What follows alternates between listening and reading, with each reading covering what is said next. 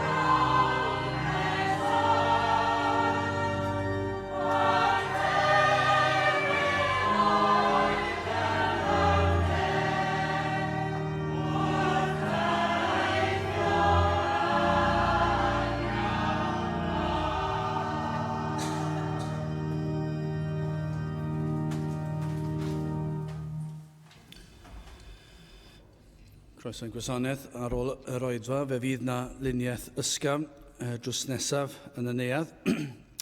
Fydd ein cwrdd-gweddi misol yn cael ei chynnal ar y drydedd nos Iau o'r mis ac fe fydd yr un nesaf yn cael ei chynnal nos Iau Gorffennaf 16. Hefyd ar y cerdiau yma mae yna fwy o wybodaeth am ein cyfarfodydd rheolaidd, ond rhai arbennig sydd yn dod yn ystod gwyliau haf, ar ddechrau'r gwyliau haf fe fydd yna gynhadledd, wythnos o gynhadledd oedfaon Saesneg, ond fe fydd yna ddwy oedfa Gymraeg yn ystod y gynhadledd ar y prynhawn dydd Iau a Gwener am hanner awr wedi 4. Felly mae yna fwy o wybodaeth ar y cerdiau, mae digon o'r rhain i'w cael yn y blaen. Hoedfa nesaf, pnawn Sul, hanner awr 3. Nawr wrth i ni gymryd y casgliad, gan i ganu tra'r ein heistedd emyn rhif 565, 565, chwilio amdanat addfwyn arglwydd mae fy enaid yma a thraw. 565.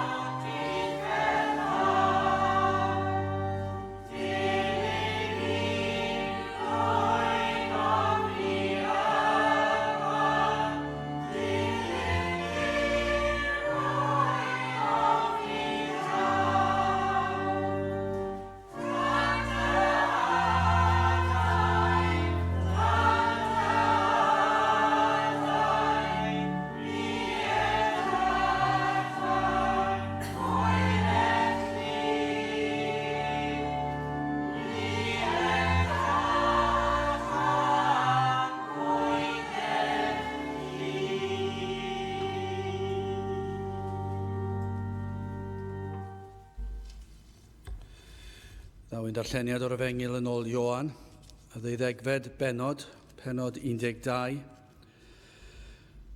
Yn dechrau yn adnod 20, yr 20fed adnod. Ioan, penod 12, adnod 20. Ac yr oedd rhai groegiaid ymhlith yr rhai addeithant i fyny a ddoli ar yr wyl. Yr rhai hyn gan hynny addeithant at Philip, yr hwn oedd o Bethsaida yng Galilea, ac a ddymunasant arno gan ddwedydd, Syr, ni a wellysiem weled yr Iesu. Philip a ddaeth ac a ddywedodd i Andreas, a thrachefn Andreas a Philip a ddywedasant i'r Iesu. Mae'r Iesu atebodd iddynt gan ddwedydd, daeth yr awr y gogoneddau'r mab y dyn. Yn wir, medda fi chwi, ond i syrth y gronyn gwenydd i'r ddeiar a marw, hwnnw a eris yn unig. Eithir os bydd efe marw, efe a ddwg ffrwyth lawer.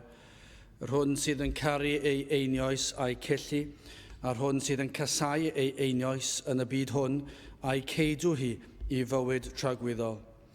Os gwasanaetha neb fi, dilyned fi, a lle rwy fi, yno y bydd fy ngweinidog hefyd, ac os gwasanaetha neb fi, y tad a'i hanrydedda ef.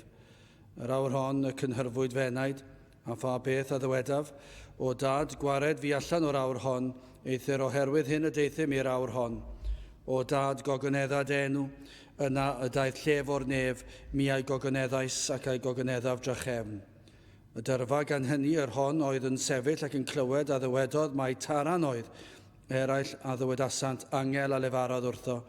Yr Iesu atebodd ac a ddywedodd, nid o'm hachos i y bu'r llef hon, ond o'ch achos chwi. Yn awr y mae barn y byd hwn, yn awr y bwrir allan dywysog y byd hwn. A minnau os dyrchefur fi oddi ar y ddeiar, y dynaf bawb ataf fy hun. A hyn a ddywedodd e fe gan arwyddo o ba angau y byddai farw.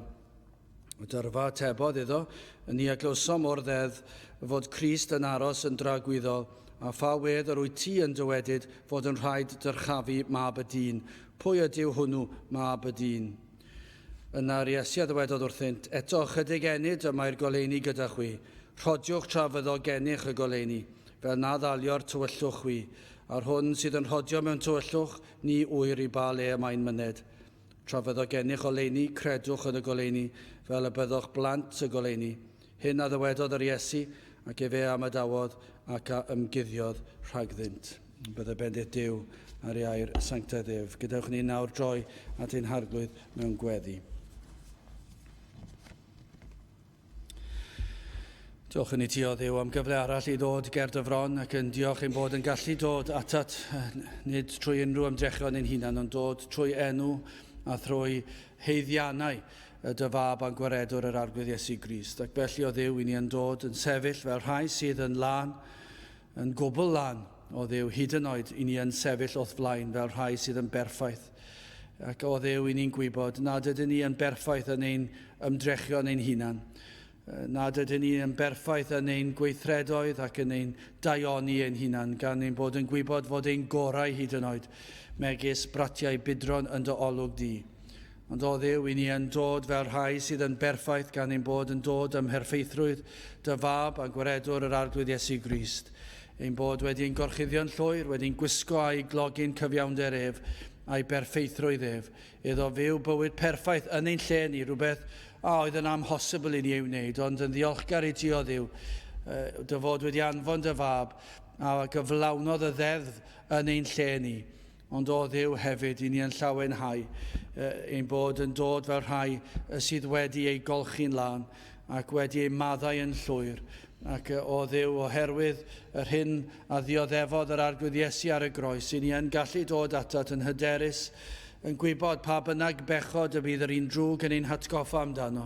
I ni'n gwybod fod y pechod honno wedi ei hoelio i'r groes. Ac felly o Dduw i ni'n gwybod ein bod yn lan ac yn byr ger dy fron.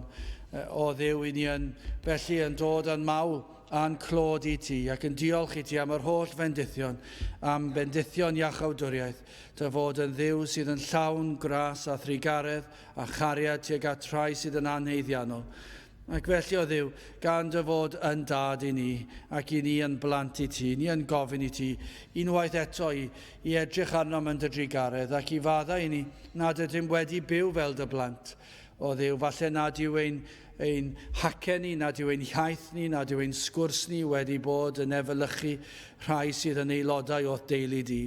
O Dduw, i ni yn gofyn i ti fadde ni am hyn, ni'n gofyn i ti i'n gwneud ni yn fath rai, fydd yn dangos i'r byd ein bod yn eiddo i ti.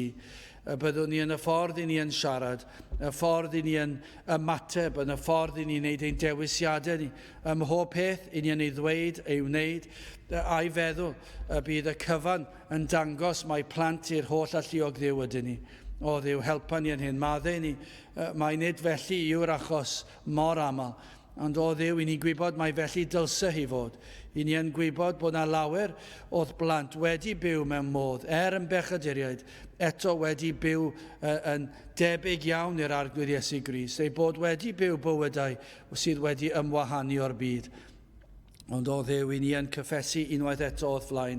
Mae nid felly yw ein hanes ni, ac i ni yn tristau am hyn, yn tristau nad yw ein sel fel ag y dylsau fod. O Dduw, i ni yn blino mor aml pan mae'n dod i bethau sydd yn ymwneud â thi.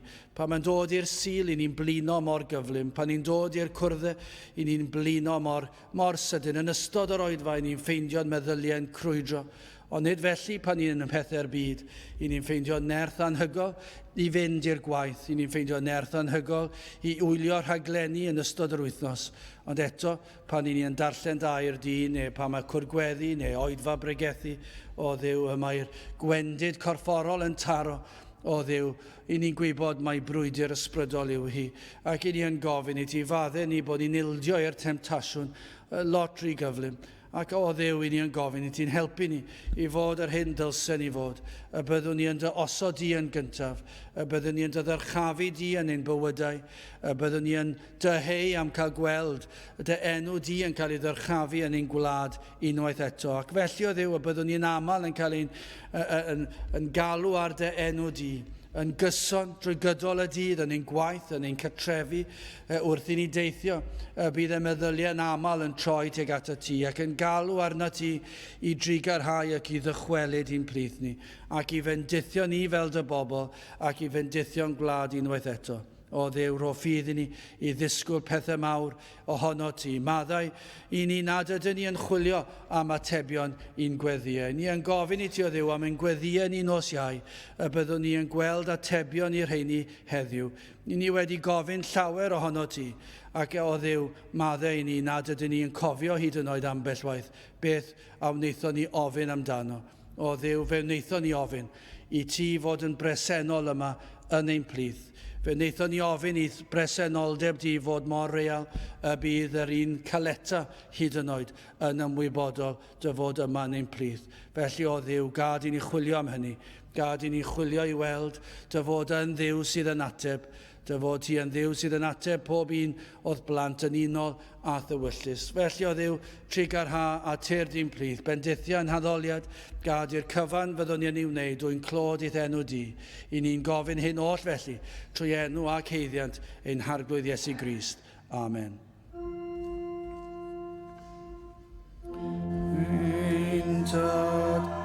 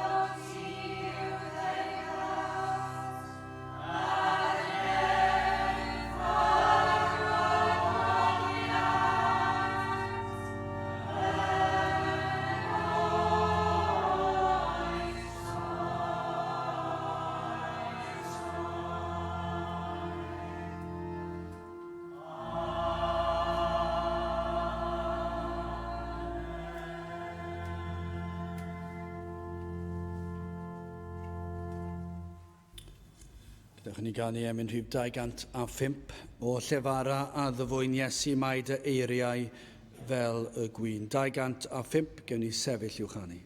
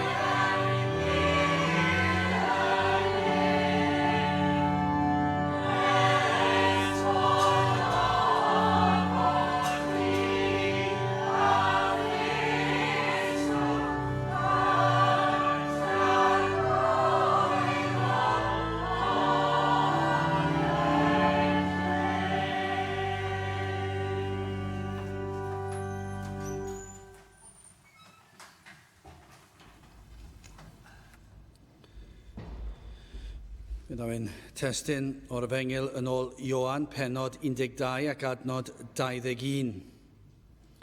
Ioan 12, adnod 21. Y rhai hyn gan hynny a ddeithant at Philip, yr hwn oedd o Bethsaida yng Galilea, ac gyda mynd asant arno gan ddywedyd. Syr, ni a ewyllysiem weled yr Iesu.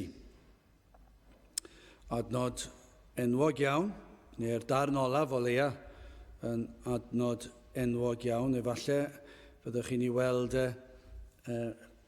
dwi'n trio cofio os mae gweld ar waliau capeli Cymreig neu i fe yn y pwlpit ambell waith pan ych chi'n mynd i bregethu mewn capeli ar hyd a lled y wlad, fe fyddwch chi yn darllen, falle maen nhw wedi rhoi rhyw darn o bapur wedi cael ei lido lawr ar y pwlpit, Syr ni a wellysiem weled yr Iesu. Felly adnod sydd yn adnabyddus i lawer, ac efallai dyma dymuniad rhai. Efallai nid dymuniad rhai sydd yma, ond efallai cyn diwedd yr oedfa, falle mai dyma beth fydd y cwestiwn fydd ar eich gwefusau chi. Ond os edrychwch chi ar yr ugeinfed adnod, ac yr oedd rhai groegiaid ymhlith y rhai a ddeithant i fyny i addoli ar yr wyl. Nawr, fel cefndir i'r adnod, i ni'n ansicr pwy oedd y bobl yma a ddath at Philip. I ni ddim yn siŵr, i ni yn gwybod, maen nhw'n cael eu disgrifio fel groegiaid. Nawr, gallasen nhw fod wedi nabod Philip yn bersonol, efallai roedden nhw'n byw yn agos iddo, falle cymdogion a ryw adeg yn ei bywydau. Mae hwn yn ddigon posib gan fod rhieni Philip yn Iddewon, ond wedi bod yn byw ymhlith groegwyr. Ac hefyd, i ni'n sylwi mai enw groegaidd oedd Philip. Ac felly cred rhai bod hynny'n bosib, bod y pobl yma ddath i fyny eto, falle ni'n nabod falle ddim, dydyn ni ddim yn gwybod, ond bod e'n bosib i bod nhw'n nabod Philip, ac felly'n dod ac yn gofyn y cwestiwn yma. Rhain credu mae cyfeiriad at Iddewon oedd arwasgar oedden nhw. Eraill yn credu mai proselitiaid oeddent, sef cenedl ddynion, unrhyw un nad sydd yn Iddew, ond un o'r cenhedloedd o gweddill y byd, a drodd i ffwrdd o'r addoliad o lawer o ddiwiau, sef beth oedd arfer y groegwyr ac gwledydd eraill, lle roedd amryw ddiw ganddynt i'w haddoli.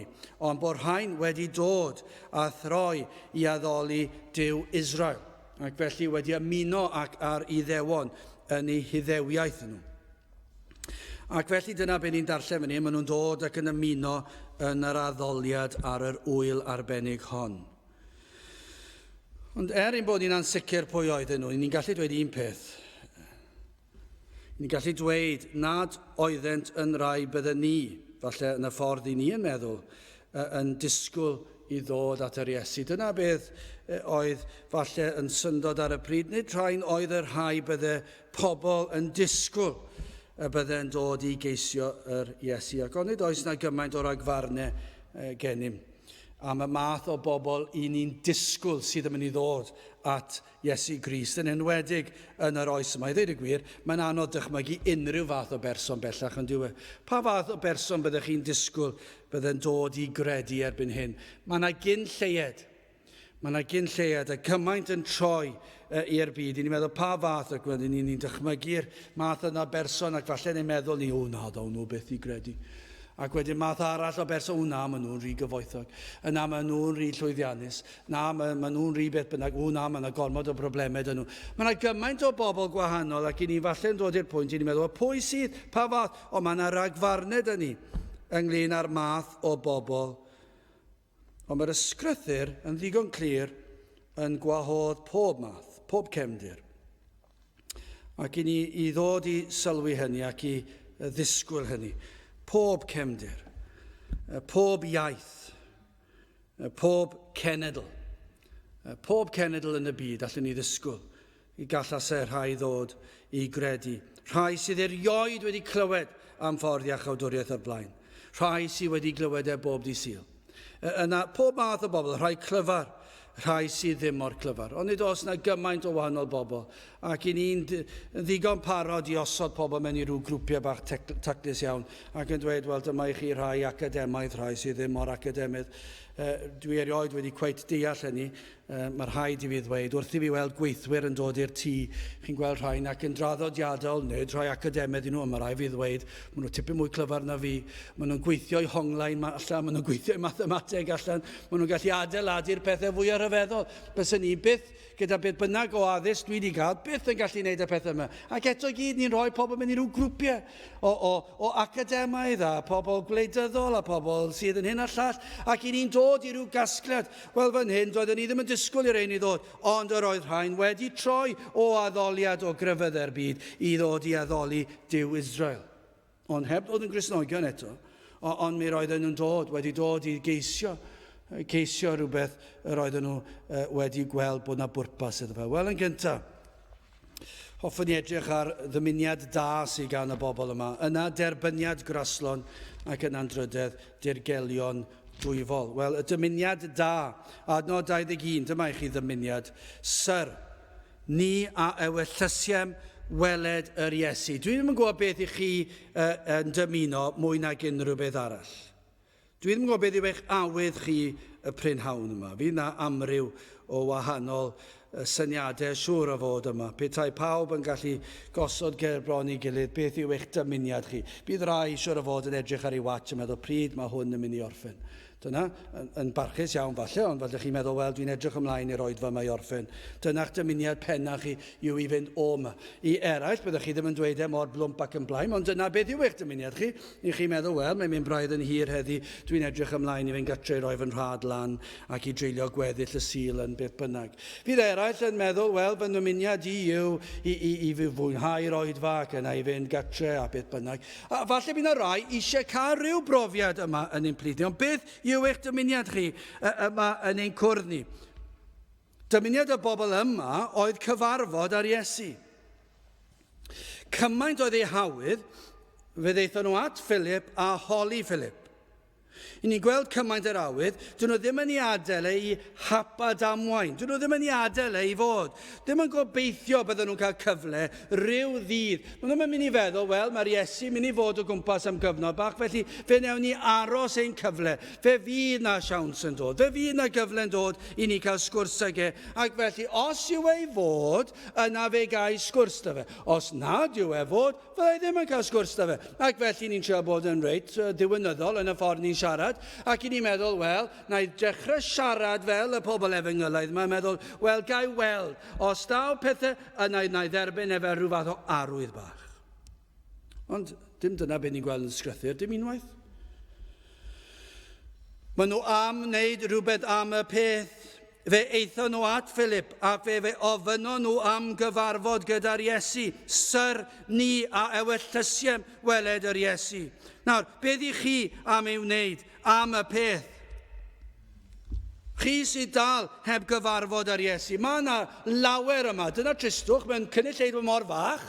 Mae yna lawer. Dwi ddim yn siŵr beth yw'r canran, ond mae e lot rhy uchel, ond yw e? Petai'r capel yn llawn, petai 600 o bobl yma, yna mi fydda fe'n hawdd iawn i ddweud, mae yna lawer yma sydd heb gredu. Ond yna i chi drychineb, pa mae yna nifer fach iawn, ac i ni dal yn gallu dweud, mae yna ganran reit fawr o'r rhai sydd heb weld yr Iesu eto. A dyna beth sy'n wir ar hyd a lled ein gwlad ni.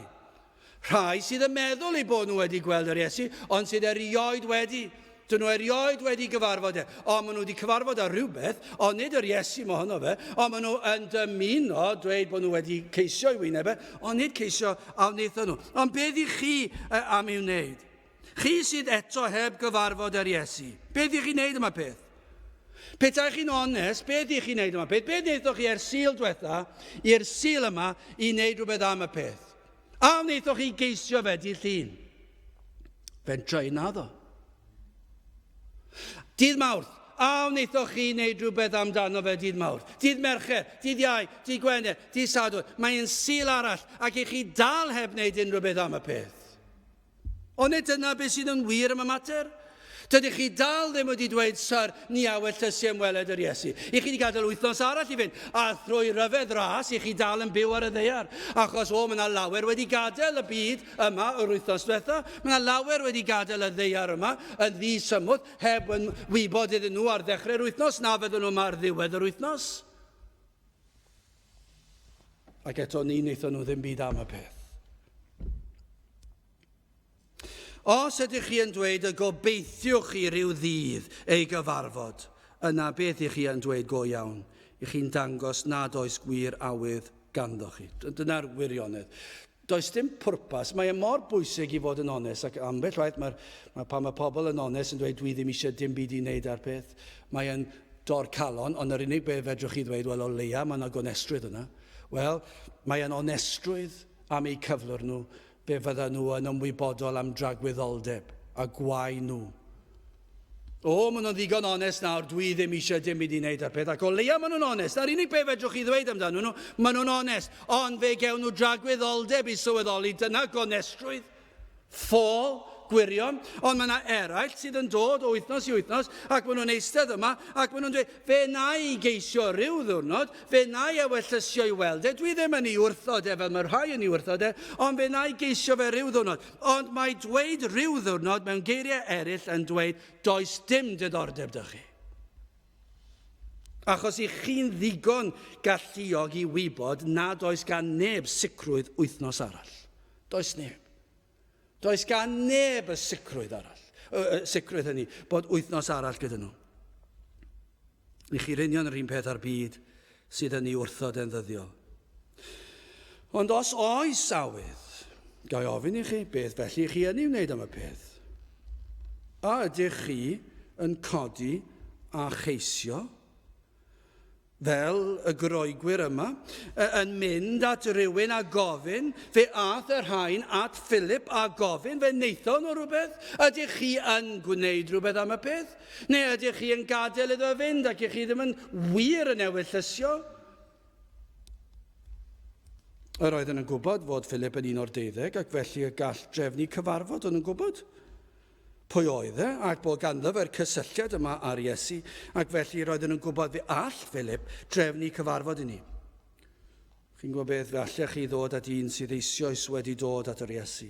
Nawr wrth gwrs, dydy Philip ddim yma nawr. Nag yw, ni'n gwybod na. Ond mae yna rai sydd yn nabod yr Iesu. Mae yna rai sydd wedi dod at yr Iesu. Yn rhai o'i blant e. Neu, allech chi ddod at un o weision yr Iesu. Y mae Duw yn anfon ac yn rhoi gweision yr arglwydd i wasanaethu'r bobl, gweinidogion pregethwyr. Ac felly y mae'r rheini ar gael. Ac fe allan nhw fel Philip, eich tywys chi ac eich arwain chi. Na'r a ydych chi yn manteisio ar hynny, neu a oes y wythnos arall wedi mynd heibio, lle nad ydych chi wedi manteisio ar y peth. Chi ddim wedi siarad yn neb. Un peth ni'n gwybod, fydd y byd ddim yn gallu'ch helpu. Fydd y byd ddim syniad gan nhw. Sut fedrwn nhw'ch helpu chi? Bydden nhw ddim yn gwybod ble i ddechrau. Ac i ddweud y gwir, fe fydden nhw yn eich rhwystro chi rhag ddod at yr Iesu. Fydden nhw'n dweud, peidiwch am un ffordd na. Fe gewch chi fywyd diflas. Fe fyddwch chi'n anhapus, fyddwch chi'n cael eich amddifadu o'r holl beth yma ac yn y blaen. Ac i ni'n gwybod twptra yr holl beth mae'r byd yn ei ddweud. Ond wrth droi at rai sydd yn rhan o deulu'r arglwydd, fe ddaw hyn a chi yn agosach at yr arglwydd ei hun. Fel oedd rhain, siwr o fod, fel oedd y groegwyr yn teimlo, dod lan at Philip a gofyn iddo fe, dwi'n siŵr bod dod at Philip wedi cynhesu calonau nhw rhywfaint, bod nhw wedi dod at un sydd yn nabod yr Iesu. Mi roedd hwnna'n ddigon o gyffro, ond beth o'n nhw wir eisiau oedd mynd cam ymellach, o'n nhw eisiau cyfarfod yr Iesu. Efallai bod y groegwyr yma wedi clywed am wirthiau'r Iesu, siwr o fod, neu hyn a ddigwyddodd i Lazarus.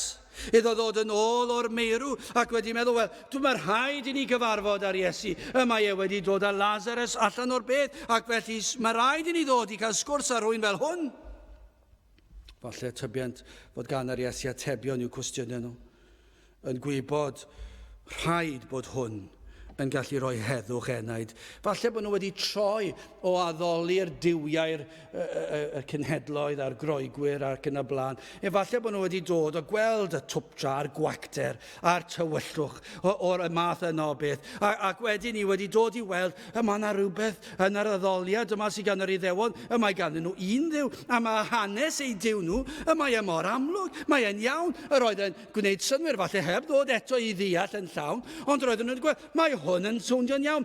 Mae rhywbeth yn iawn am yr addoliad o un ddiw, ac mae'r diw yma wedi arwen nhw fel cenedl. Falle bod nhw wedi darllen am hanesion yr Israeliaid yn cael ei harwen trwy'r anialwch a'r môr, coch yn agor ac yn y blaen. Ac wedyn ni'n meddwl, wel, dyma'r un ni am ei geisio, ac yna clywed am yr Iesu. Yn credu, wel, dyma'r un yr oedd y proffwydi yn sôn amdano. Ac mae popeth i ni wedi weld, mae wedi cyflawni'r cyfan. Siwr o fod, bydden nhw wedi weld e. Unrhyw un fydde'n dechrau ceisio, rhaid bod y proffwydoliaethau di-ri yn yr Hen Testament. I rywun bydde'n dechrau ceisio, bydden nhw'n dweud, wel, mae yna proffwydoliaeth yma, ac mae wedi cael ei gyflawni yn gyfan gwbl glir ac yn eglur, yn blwmp ac yn blaen, yn yr arglwydd Iesu Grist. Rhaid bod yna rhywbeth am hwn. Lle bod yna rai yma, lle ni ddweud, cymerwch gyngor gan y groegwyr, codwch, ceisiwch, dewch at rhywun sydd yn nabod yr Iesu o leia. Falle dewch fyna, dewch i'r cam yna. A gofynnwch iddyn nhw eich tywys at yr Iesu. Os nad ydych chi'n gallu gwneud unrhyw beth arall, yna dewch at rhywun a holwch, a dowch a'ch cwestiynau chi, a'ch ofnau chi, beth yw'n eich pryderon chi, dowch a'ch dymuniadau chi, a dwi am gyfarfod ac yn gofyn, a wnewch chi fy nhywys i, neu'r cyngor gorau falle. Ewch yn syth ato eich hunan. Ond nid yw hwnna'n bosib. Eich bod chi'n gallu yma yn eich sedd, yn gallu mynd at yr Iesu eich hunan. Naill ffordd, codwch o'ch difaterwch, o'ch trwmgwsg. Os yw yn agos atoch chi heddi. Os ydych chi yn dirnad ei fod gerllaw, a dyna'n dymuniad ni, ac os y'n ni'n credu bod beth gweddion ni nos Iau yn ein cwrgweddi wedi cael ei hateb. Fe wnaethon ni ofyn nos Iau do. Fe wnaethon ni ofyn, o Dduw, a fyddi di yn bresennol yn ein plith ni, yn bendithio ni gyda'r bresenoldeb. Nid o reidrwydd gyda niferoedd, ond yn dymuno niferoedd i ddod i glywed ac i gredu. Dyna yw ein dymuniad ni, ond y peth pwysica yw dy bresenoldeb. Na'r gai ofyn hyn, os yw Duw yn ateb ein gweddi ni, ac os yw yn agos i chi, os ych chi'n dirnad ei fod yn gerllaw, yna galwch arno tra ei fod yn agos. Ceisiwch ef tra gellir ei gael ef. Dywedwch, Syr, ni a wellysiem weled yr Iesu. Ein dymuniad yw eich bod am weld yr Iesu. Nawr, am fwy na'i weld a'ch llygaid. Mae yna fwy fan hyn. Doedd y groegwyr yma ddim eisiau gweld yr Iesu gyda'i llygaid. Dim dyna beth o'n nhw eisiau. Dim dyna beth mae'r frawddeg yma yn ei olygu. Roedden nhw am gyfarfod ar Iesu. Roedden nhw am bod yn ei bresenoldeb. Ac ymhellach na yna, roedden nhw am cael cymdeithas ar Iesu. Roedden nhw am ddod yn agos ato ac yn dod yn un ageg, yn ei sgwrsio ac yn ei cymdeithasu. Dyna beth mae'n golygu. Nid dwi eisiau weld e. Mae'r llawer i ni'n gweld e heddiw, dydyn ni. Chydig wythnosau nôl, dyna i chi dristwch. Beth oedd 120 o filoedd o bobl yn ein dinas ni fan hyn yng Nghaerdydd ar nos Wener. 60,000 ohonyn nhw yn y castell a 60,000 ohonyn nhw yn y stadiwm. Ac yn gwylio chydig bach o ddynion sydd yn mynd i heneiddio fewn y 2-3 mlynedd nesaf, siŵr o fod. A fi ddim yn gallu jwmpo lan y lawr a canu mor soniarus bellach. Ac yr oedd y merched bach yn gweiddi dros y lle, dwi wedi gweld e. A fydd ambell un yn dweud, roeddwn i yn y linell flaen a nes i cyffwrdd ag e. Wel, da iawn chi. Pa les fydd hynny? Pa ddaioni fydd hynny ar wely angen? Pa ddaioni fydd e pan fydd tristwch bywyd yn dod ar eich traws chi? O, fe weles i fy seren i. O, roedd e'n bert. O, roedd ei wallt yn hard. Neu ei gwall hi'n hard. Neu beth bynnag. Ond dyna beth yw e? Ac i ni gallu gwneud yr un peth yn y byd chwaraeon. I ni'n ei weld ni'n gweld rwy'n yn cerdded lawr y stryd sydd wedi cynrychioli Cymru. Fe weles i fe. Nawr, nid dyna beth ni'n sôn amdano fan hyn. Gellir dweud oedd Iesu wedi gwneud llawer mwy na'r mwyaf pob un enwogyn sydd erioed wedi rhodio'r ddeiar yma. Yr oedd wedi gwneud pethau llawer mwy rhyfeddol. Fe ddath Lazarus nôl o'r bedd? Sa'n gwybod am unrhyw grŵp pop sydd wedi gwneud hynny? Ac yna fe welson o'r Iesu, ni'n ewyllysio i weld e, ni eisiau cyfarfod, nid i weld e, nid i gyffwrdd e, nid i just dweud, dwi gallu mynd nôl a dweud oedd mam a dad, neu fy mrodyr a chwiorydd, neu fy ffrindiau, dwi wedi gweld yr Iesu draw fel yna, nid math yna beth o dymuniad rhain, roedden nhw am i weld e, roedden nhw am cyfarfod e. A dych chi am brofi agosatrwydd yr Iesu? Chi'n gwybod beth, does dim dymuniad gwell. Falle bod chi'n dymuno llwyddo yn eich aroliadau. Chi'n gwybod beth? Dwi'n siŵr byddai unrhyw rhiant yn dymuno petai dewis yn nhw, gweld chi ddim yn llwyddo yn eich aroliadau a dod i gredu fydd yr opsiwn. Dyna be fydd yr opsiwn. Petai'r opsiwn gyda ni swydd dda am hanner canrif o'ch bywyd chi a digonoldeb o bethau'r byd yma, neu dim llawer o'r byd yma, ond sicrwydd iachawdwriaeth. Bydde unrhyw Gristion yn dymuno i'w teulu nhw a bydden nhw'n dod i gredu. Dyna be fydden nhw, ein ni'n ewyllysio, cewch chi weld yr Iesu. Mae hynny llawer bwysicach na pethau'r byd yma. Mae'r pethau'r byd yma, dim ond am hanner canrif, falle 70, falle 80, 90 canrif, falle, ac yna dyna fe, dyd yn werth unrhyw beth. Ond mae cyfarfod ar Iesu yn mynd i fod yn llesol hyd rhagwyddoldeb. A ydych chi am brofi hyn? Chi sydd yn blant i Dduw, chi sydd yn honni bod yn Gristnogion, ond dyma dylse fod ein dymuniad ym mhob oedfa, pob dydd, cael mwynhau ei bresenoldeb, syr, ni a wellysiau ymweled yr Iesu. Ond dwi am cyfeiriad chi sydd heb ei gyfarfod eto, dewch, ceisiwch hwn. Rwy'n o ymateb yr Iesu, mae'n ymddangos mae ceisio'r Iesu am faterion trygwyddol. Gellir tybio hynny o ymateb yr Iesu. Am yr heswm y daeth yr Iesu'r byd i roi achawdwriaeth. Mae dyna'n gobeith ni. Mae dyma beth o'n nhw yn ewyllysio ohono fe. Efallai wedi gweld gwacter ei doethineb groegaidd. Nad oedd y holl ddoethineb yma maen nhw'n enwog amdano yn rhoi atebion y cwestiynau roedden nhw yn ei holi. Ac nad oedd yn bodloni gofynion yr enaid. Ond wedi clywed am yr Iesu, llenwyd hwy a gobaith fod hwn yn un gall fodloni, y mae hwn yn un sydd yn llawn grasysau, y mae hwn wedi profi ei fod yn llawn cariad, yn llawn tosturi, y mae hwn yn un sydd yn abal i wneud rhyfeddodau, fe welsant felly, a mae felly mae'n werth yn ei geisio. Nawr beth amdano chi, a ydych chi yn gweld gwerth yng ngheisio'r arglwydd Iesu Grist, mab Duw? Nawr, peidiwch a cheisio clywed amdano'n unig. Da chi. Nid dod i geisio clywed amdano yn unig dylse fe fod. Peidiwch â ceisio dilyn ei foesau yn unig, ond nid dyna yw crefydd ein gwlad ni yn capelu Cymreig. Dyna beth y mae'r mwyafrif bellach yn ei geisio yw dilyn moesau yr Iesu. Ond nid dyna beth i ni'n dymuno, nid dyna yw'r efengil.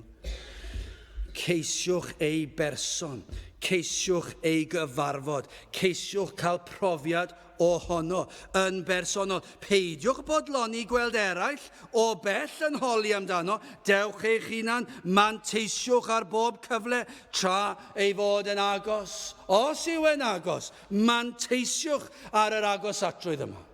Pwy a wyr, efallai mai dyma fydd y cyfle olaf y byddwch chi yn ei gael. Dydyn ni ddim yn gwybod nag un. Mae yna linell lle mae rhai yn croesi a nad oes posib dod nôl. Pan i chi wedi caledu'ch calon gymaint. Felly, yn rhigareddau Duw, yn ei ragluniaethau efallai bod yn rhoi un cyfle olaf i chi. Dyma'ch cyfle chi efallai bydd na fwy dydw i ddim yn gwybod. Ond efallai bod na un cyfle, felly beth yw'r cyngor? Byddwch chi'n ei syr, ni awel llysiau ymweled yr Iesu. Gadewch i ni symud ymlaen. Beth am y derbyniad graslon yma? Adnod 22. Philip a ddaeth ac yddywedodd i Andreas, a Tharachem, Andreas a Philip a ddywedasant i'r Iesu. Nawr, i ni'n gweld fyna, yr oedd Philip yn ansicr beth ddylse ei wneud. I'r cwestiwn yma gan y groegwyr. Felly mae'n mynd at Andreas ac felly mae'r ddau yn mynd ac yn holi'r Iesu beth oedd ei dymuniad. A mae adnod 23 yn dangos ar Iesu atebodd iddynt gan ddywedyd, a mae'n ateb, daeth yr awr y gogonedder mab y dyn. Nawr, ond nid hyn wastad yn wir. Os oes rhai yn ceisio'r Iesu, yna fe gewch wrandawiad. Fe fydd yr Iesu yn ateb, os ych chi'n ceisio. Ni fydd gwrthodiad rhai fel hyn. I'r rhai sydd yn ceisio ac yn wir yn ceisio o waelod i calon, fe fydd na wrandawiad, fe fydd na ateb i'ch cais. Ond nid yw'r Iesu yn ateb y cwestiwn yn uniongyrchol, ond mae yn ateb yr hyn sydd ar ei calonau. Ond nid yw'n anrhyfeddol. Allech chi ddweud, wel, mae'r ateb, mae rhyw fath o... Dwi ddim yn ateb y cwestiwn, iawn, be na i sgwrsio ydych chi. Mae'n ateb ar hyn sydd ar eu colonnau. Mae'n ateb beth maen nhw dylsen nhw fod yn ei ddysgu. Mae'n ateb ar hyn sydd yn bwysig iddyn nhw. Mae Crist yn mynd at wraidd ymateb. Hyn sydd yn holl bwysig. Fe ddatganodd, daeth yr awr y gogonedder mab y dyn. Gwel yr Iesu yma fod cyflawniad ar hyn a ddawyd gan y proffwydi. Gwel y bydd y cenhedloedd yn dod ato.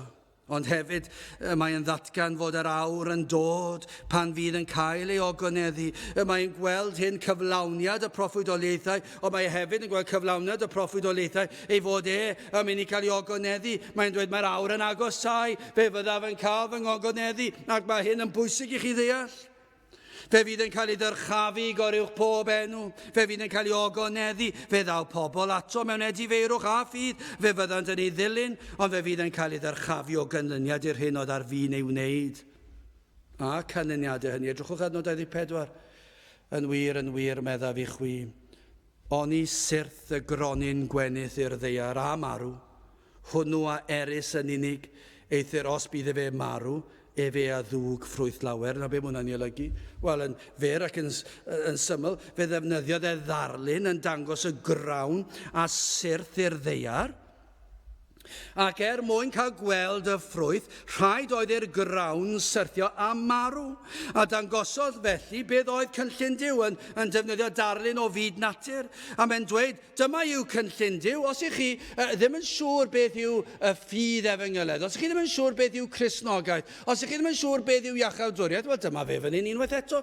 Mae bob adnod i'n edrych arno yn dweud wrthoch chi, beth yw y ffydd efengylau, beth yw ffydd Cristnogol, beth yw gair Duw am Cristnogaeth. Ac mae fan hyn unwaith eto. A mae'n dweud, dyma yw cynllun Duw. Yr hyn a broffwydwyd o'r cychwyn. Mae nid Meseia deiarol, nid teyrnas deiarol, yr oedd y Meseia yn dod i'w sefydlu, ond teyrnas nefol ysbrydol. Mae'n ceisio, dyna'r neges, mae'n ceisio dangos iddyn nhw, mae Meseia ond yn hermau ysbrydol oedd e.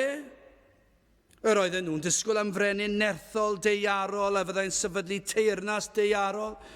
Nid un oedd e'n mynd i farw.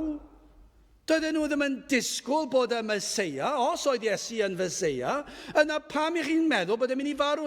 Ac yna roedd llawer yn siomedig pan fuodd e farw ar y groes. A doedden nhw ddim yn deall, gall hwn ddim fod y Meseia, yr un mae Duw wedi anfon. Mae hwn yn mynd i arwain i fuddugoliaethau. Doedden nhw ddim yn ei ddeall. Ond fan hyn mae'r Iesu'n dweud, mae'n rhaid i mi farw. Mae'n dangos nid damwain tragic oedd marwolaeth Crist. Dangosodd rhaid cael marwolaeth mwyn dwyn ffrwyth, mwyn achubiaeth neidiau. Rhaid oedd i'r Iesu farw. Dyma'r ffordd a drefnwyd. Dyma yw iachawdwriaeth. Y groes mae yn ganolog. Ewch i gapel lle nad yw'r groes yn ganolog. Os nad yw'n cael ei ffregethu bob sil, yna yn garedig iawn dweud wrthych chi, mi eisiau chi ffeindio rhywle sydd yn gyhoeddi'r groes, achos does dim iachawdwriaeth heb y groes. Mae'n ganolog. Mae'n rhaid i'r Iesu fod wedi marw. Trwy hyn byddai yn cael ei ogoneddu. Dyna pam mae'n dweud, mae'r awr, daeth yr awr y gogonedder mab y dyn, mae'r awr yn agosau pam, achos fe fyddai'n cael fy lladd. Trwy hyn byddai'r Iesu yn delio â phroblem mwyaf dynoliaeth. Beth yw'r problem fwyaf mae'r byd yn ei wynebu? Pinnau economaidd, moesol, trais, rhyfeloedd. Os chi'n edrych ar pob un o'n nhw, beth yw'r broblem? Beth sy'n achosi pob un o'r reina? Bob tro pechod. Pechod dyn. Balchder dyn. Ewch i edrych ar unrhyw lyfr hanes ac olrheiniwch y broblem. Beth oedd achos y broblem yn y teulu yna? Beth oedd achos y broblem yn y genedl honno? Beth oedd achos y broblem yn y sefyllfa economaidd honno? Bob tro balchder dyn, pechod, mae'r Beibl yn dweud amdano, ond dyma beth nath Iesu wneud. Fe ddath i'r byd i ddelio â phechod.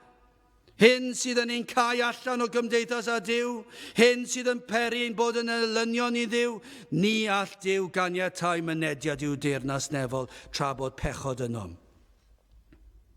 I chi'n gwybod difrifoldeb y broblem, efallai bod chi wedi trio gwella a delio a'ch pechod eich hun, ond wedi methu.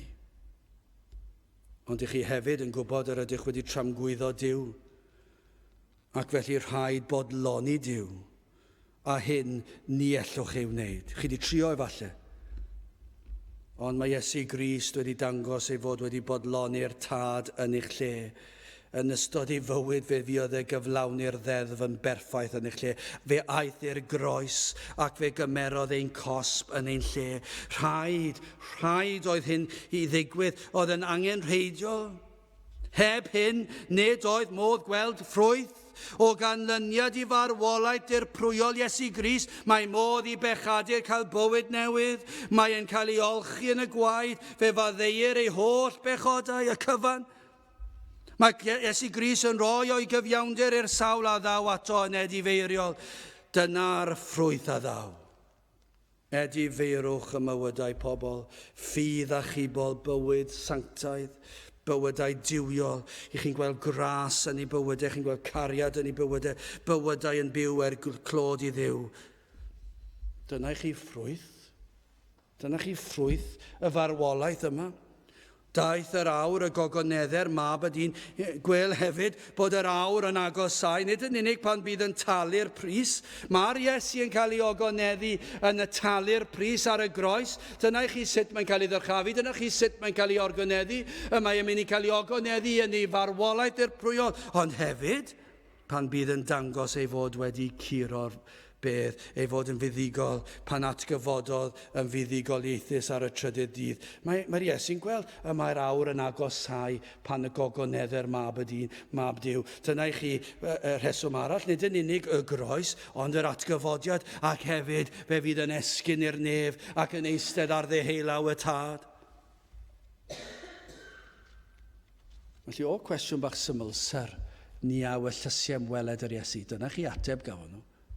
Mae'r efengil yno i gyd. Mae di esbonio'r cyfan.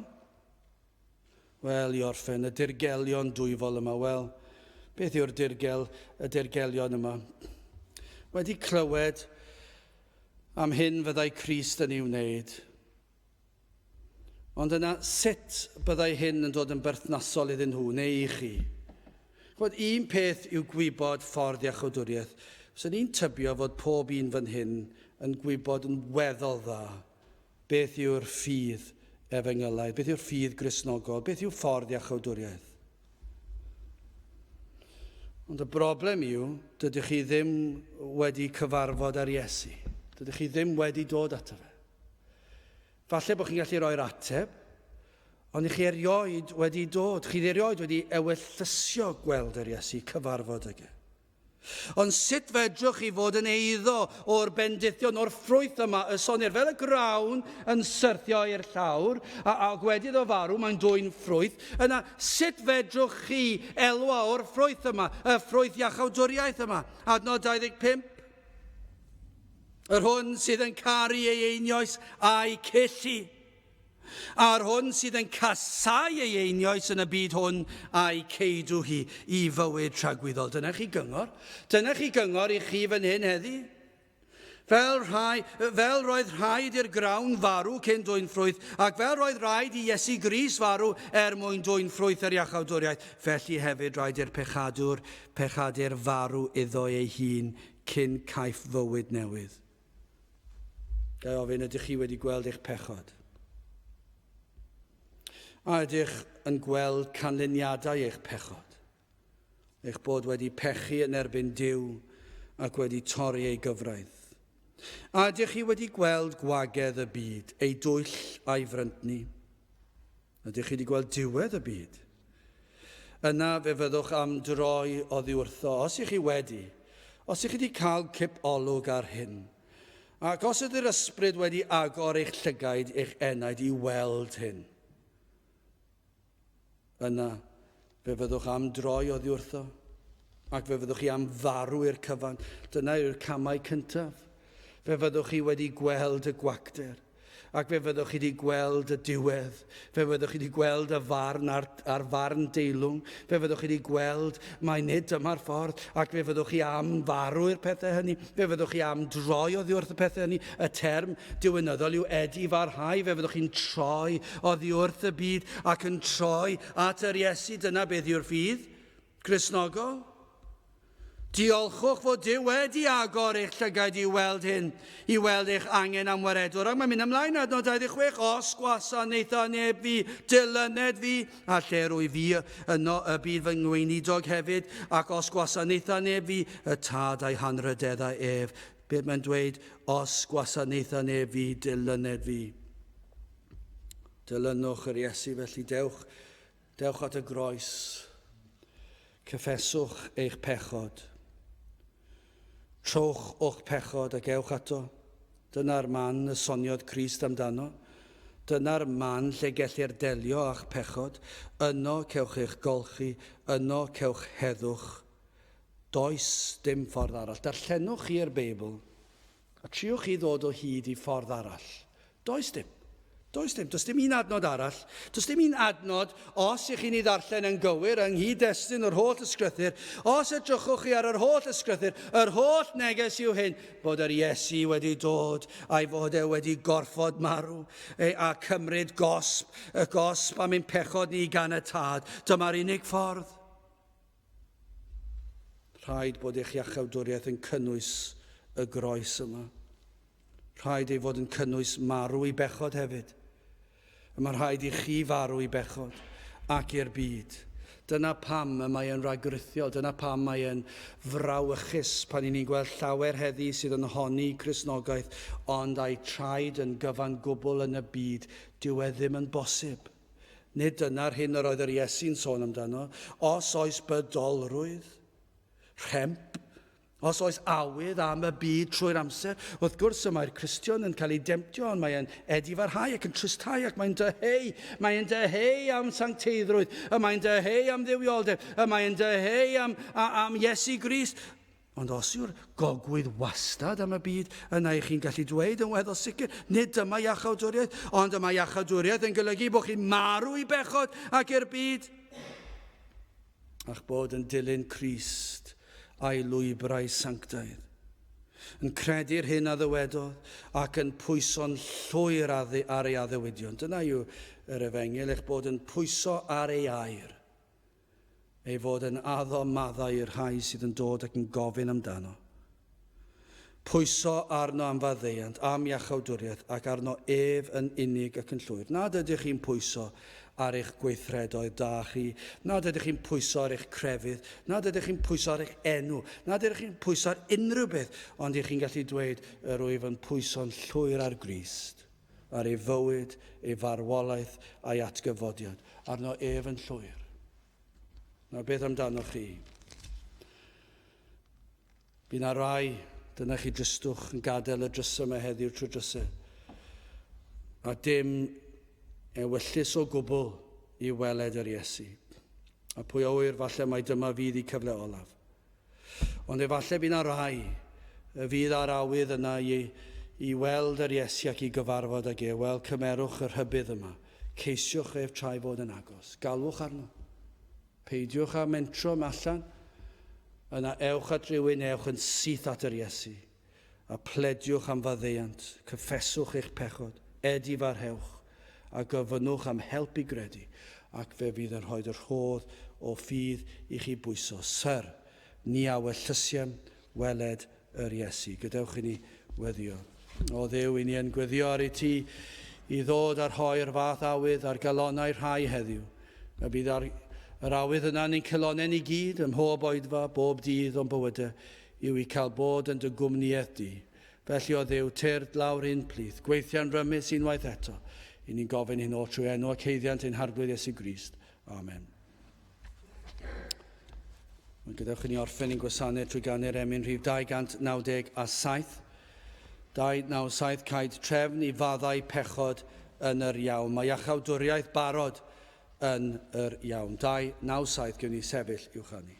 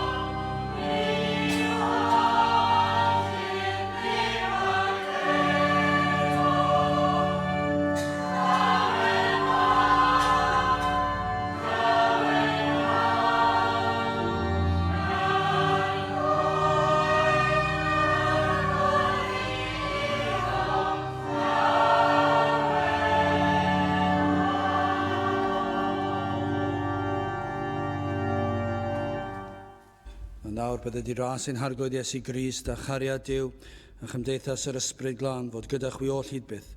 Amen.